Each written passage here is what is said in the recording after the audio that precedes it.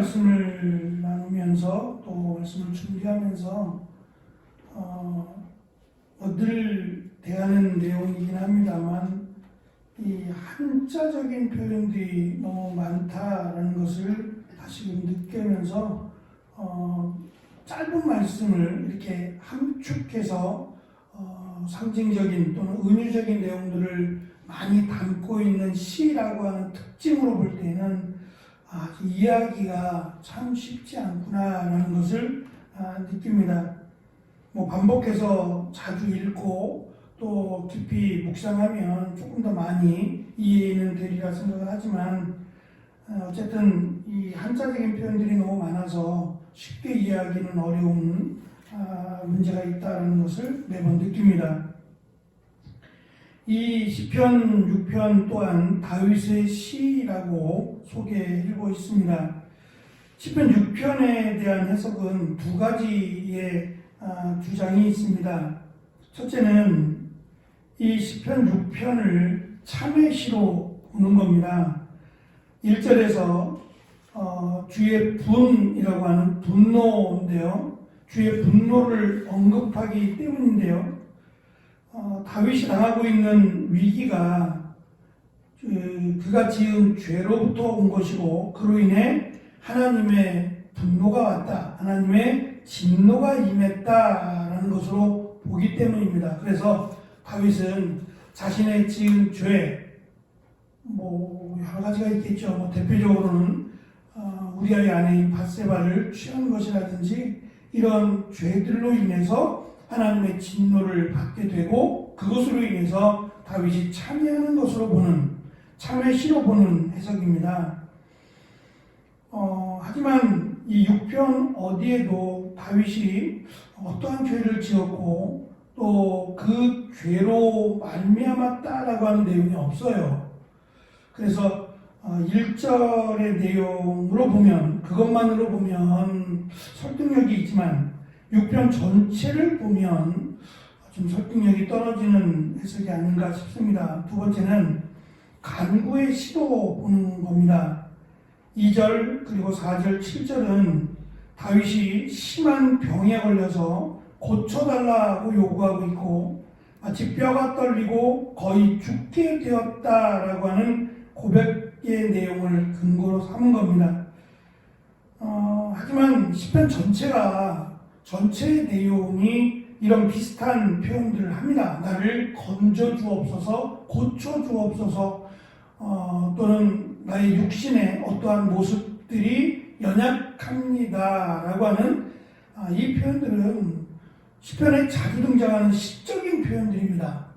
인생을 길로 표현한다든지 오늘 말씀에 보면 내 눈이 흐리다라고 하는 이런 설명들은 자주 시에 등장하는 이 은유적인 표현들입니다. 그러니까 이것만 가지고 다윗이 간구하는 시다라고 결정짓기에는 또 다윗이 이 죽을 수밖에 없는 병에 걸렸다라고 단정짓기는 무리인 것으로 보입니다.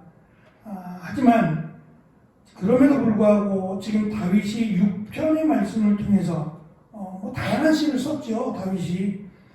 이 다양한 시들 가운데 특별히 6편은 다윗이 강조하는 바가 따로 있다라고 하는 또 해석입니다. 지금 6편 전체에 사실 자주 강조되고 반복되어 강조하는 단어가 있는데요. 그 단어는 여호와라고 하는 단어입니다. 무려 8번이 나옵니다. 10절 가운데 8번을 시니까 또 노래니까 반복되는 단어라든지 반복되는 후렴구를 많이 사용하겠지요. 그러니까 흥을 살리기 위해서도 그렇고 무언가를 드러내기 위한 방법으로 이 반복하는 기법을 사용하는데요. 여호와여 또는 여호와께서라고 하는 것은 이 시에 등장하는 내용들 또는 다윗이 고백하는 이런 원수와의 관계 속에서 이 감당하기 어려운 이런 부분들 또는 진노 또는 분노라고 하는 다양한 인생의 삶을 주장하시고 인도하시는 분은 여호와 하나님이시고 또 여호와께 내가 이런 당한 어려움들을 간구하고 있다라고 하는 총체적인 내용을 담고 있다고 보는 겁니다. 다윗은 하나님께서 이 분노 또는 진노라고 하는 수단이죠. 하나님이 다윗을 인도하는 수단 가운데 하나인 분노하심이라고 하는 것을 통해서 다윗을 보게 하시고 또 다윗을 인도하신다라고 하는 하나님만 하실 수 있는 이런 놀라운 은혜를 시를 통해서 고백합니다. 당시 이방 문화 또는 하나님을 믿지 않는 그들에게 있어서 왕은 곧 신이었습니다. 왕이 무슨 일을 하든 어떤 행동을 하든 그것을 체크할 수 있는 사람은 존재하지 않았어요. 특별히 왕을 반역하거나 하지 않는 이상 왕의 명령은 절대적이었고 왕은 곧 신으로 군림했습니다. 하지만 다윗은 왕인 자신도 하나님의 분노하심 앞에 놓인 존재임을 고백합니다. 자신이 원하는 대로 살고 하나님의 뜻을 거역한다면 하나님의 진노하심 아래 놓인 자에 불과하다라고 하는 고백입니다. 그래서 은혜를 베푸소서, 나를 고치소서, 나를 구원하소서라고 하는 이 간구는 어찌 보면 왕이 해야 될 말은 아니에요. 왕은 은혜를 베푸는 자로 또 다른 사람을 치료하는 자로 다른 사람을 구원하는 자로 인식되어졌어요. 근데 반대로 왕인 다윗이 나를 고쳐달라고, 나에게 은혜를 베풀어 달라고, 나를 구원해달라고 간구하는 이것은 하나님이 계시기 때문이다 라고 하는 고백입니다. 4절부터 7절은 하나님께 돌아오소서라고 하는 간구로 시작해서 악을 행하는 자들 그리고 원수들로부터 나의 영혼을 건지시며 나를 구원하소서라고 하는 간청입니다. 이 기도는 사실 지금 당장이기도 하지만 앞으로 내 인생 가운데 나를 넘어지게 하는 자들, 하나님으로부터 멀리하게 하는 모든 일로부터 나를 구원해달라고 하는 노래고 시이기도 합니다. 그러니까 늘 이 노래 또 이 시를 내 가슴에 품고 이 노래를 불러가며 살겠다라고 하는 고백이기도 하죠. 다윗은 자신의 어리석고 연약한 존재임을 탄식함 또는 눈물 또는 눈이 쇠함이라고 하는 표현들을 사용해서 강조합니다. 당시 특별히 눈이라고 하는 것은 사람의 전체적인 건강과 그의 어떤 심리적인 모습을 이렇게 상징적으로 표현하던 그 표현이었습니다. 우리가 잘 아는 것처럼 노년이 된 모세는 눈이 흐리지 않았다라고 성경이 기록하는데 이것은 모세가 죽기 바로 전까지 건강했다라는 것을 우리에게 말해주고 있는 거예요. 눈이지만 이 본다라는 그것이 그때는 지금은 사실 건강한데 눈만 잘 안 보이고 눈이 침침하고 그럴 수 있잖아요. 근데 이때 당시에는 이 눈이라고 하는 표현으로 건강을 대신 이렇게 설명해 주는 이런 표현들로 사용되었다는 겁니다. 다윗은 이에 대해서 2절에 보면 나의 뼈가 떨리고 그리고 3절과 4절을 보면 나의 영혼이라고 번역했는데요. 사실은 목구멍입니다. 나의 목구멍이 떨리고 나의 눈이 흐려졌다라고 하는 7절의 고백을 통해서 지금 너무 연약하다, 마치 쓰러질 듯 내가 곧 죽을 것처럼 이렇게 쇠약하고 하나님의 도움이 절실히 필요한 상태임을 다윗은 고백합니다. 실제로 그렇다는 게 아니고요. 그렇다는 게 아니라 그만큼 나는 연약한 존재고 하나님의 은혜 아래 있어야 될 존재고 또 하나님의 도우심이 필요한 존재. 애기들이 커가면서 다 그런지는 모르겠습니다만 이 미운 3살, 미운 4살이 되면 이 녀석들이 자기가 마치 모든 걸 할 수 있는 것처럼 자신의 자존감이 높아지는 거죠. 다 할 수 있는 것처럼 그래요. 그래서 우리를 도와주려고 하면 됐다고, 자기가 할 수 있다고, 나 혼자 충분히 할 수 있다는 것처럼 안 그렇잖아요. 안 그래요. 뭐 가다 보면 넘어지기도 하고 신발도 오른발 왼발 거꾸로 신기도 하고 내가 할 수 있다고 해놓고 하기는 뭐래요. 근데 사실 그 모습을 보면서 흐뭇하죠. 무언가 자신이 하려고 하는 모습이 흐뭇해요. 하지만 그 모습 속에서 도와야 한다, 도와주겠다라고 하는 마음은 변함이 없죠. 그 이유는 한 가지입니다. 사랑하기 때문이에요.